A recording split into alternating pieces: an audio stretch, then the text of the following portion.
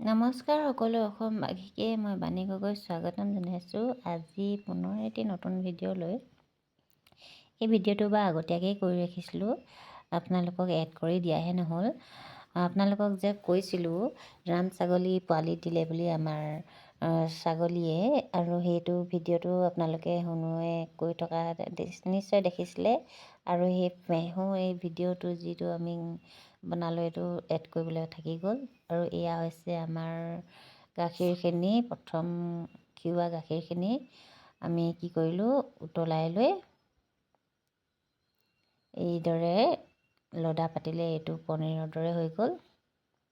আৰু এইদৰে এই গাখীৰখিনি বহুখিনি ভাল আমাৰ শৰীৰৰ বাবে। আৰু গাখীৰখিনি খাই দিলেও বহুত ভাল হয় ছাগলী পোৱালিকেইটাৰ বাবে, নহ'লে লেট্ৰিন কঠিন হয়। আপোনালোকে বাৰু ছাগলী গাখীৰ খীৰাই লৈ এনেদৰে ফেহু বনাইনে বাৰু জনাবচোন।